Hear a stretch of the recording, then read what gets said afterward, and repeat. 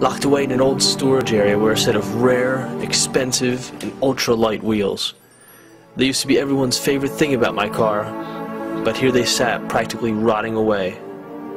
The dark chrome coating that made these BBS RKs so attractive didn't last more than a few years.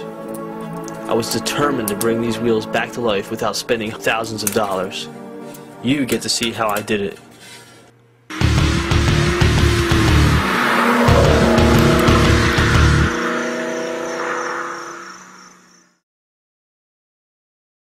Here's what we need to get started. Some degreaser, a few types of primer, 2 cans of our dark base coat, 2 cans of our silver coat, and 2 cans of clear.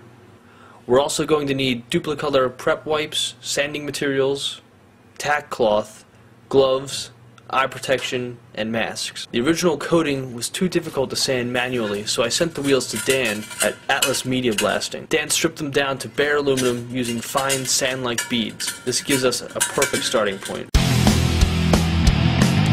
Before we apply any primer or paint, we need to get the wheels spotlessly clean. A little simple green and a soft mitt help clean every edge. After rinsing, we should let them air dry. Do a final prep using a tack cloth to get rid of any dust. This self-etching primer I'm using has acid in it, so time to break out the goggles and mask. Make sure you're working in a well-ventilated area. Apply 1 or 2 even coats to the bare metal. This primer will bite into the metal, creating a glue between the metal and later coats.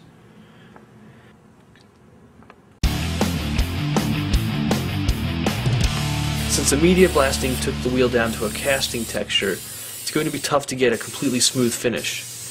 I use some filler primer to fill in the rough surface, and then in the next step, we'll sand it down just a little bit. These are difficult wheels to paint because there are so many edges to them. After first pass, I laid down the wheels and looked for any green areas that I had missed. Go ahead and sand down the filler primer coat. I like to use these 3M sanding blocks because they last a long time and can get in those tight spaces. You could go smoother if you wanted to, but Duplicolor recommends using 320 grit. So now I'm going to use another piece of tack cloth to get rid of all that sanding dust before I put a second filler primer coat. You could also wash the wheel and wait for it to dry, but as you can see, it's already getting dark. Here's our wheel after the final coat of filler primer. We're using the Duplicolor prep wipe to remove any traces of grease before applying our first base coat.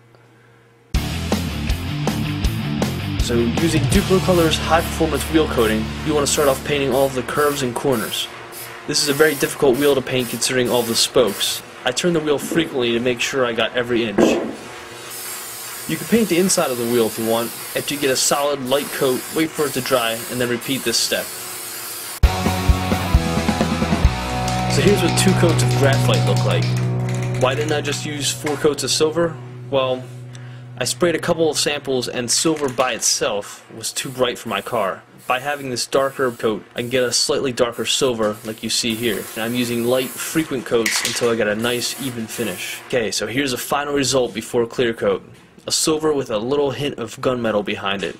Considering the rough starting point on the wheel, I was happy with the smoothness of this finish. If the paint seems dusty, make sure you're spraying perpendicular to the surface. Now we're wrapping it up with a nice medium wet coat of clear. I started out with a light dusting, just like in the previous steps, and then started moving the can a little slower to get that wetter coat. Again, I tried to keep the can as close to perpendicular to the edge as possible. After 2 medium coats of clear, we're done. I went over to TireRack.com and ordered some new wheels and then had them shipped to the highest rated installer in my area, which just happened to be German Auto Specialist. I guess it was fitting since BBS is a German company. They did a really great job not damaging the wheels and even let me film the process for you. I let an inexperienced person install my wheels 2 years back, and I was furious when they left 2 gashes on the face of the wheel, so choose wisely. After sliding the tire around the rim, Tim flipped the whole assembly and then filled it up with some air. With some quick hands he installed the valve and then took the wheel over to the balancer.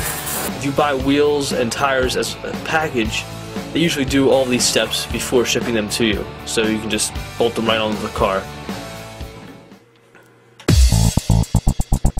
It's been almost 4 months since I've installed the new tires and refinished rims, and here's how they're holding up.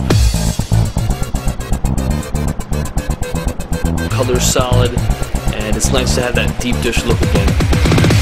Now, many of you will start with a stock painted wheel. If that's the case, you only need to wash, sand, rewash, and then apply your Duplicolor paint. Also, you'll probably still have the tires mounted. I recommend purchasing a set of index cards to protect the tires from the paint. Here's an example from Jamwang, a member on the clubrsx.com forums. Be sure to visit www.autohow.tv for more great how-tos and bonus info related to each video.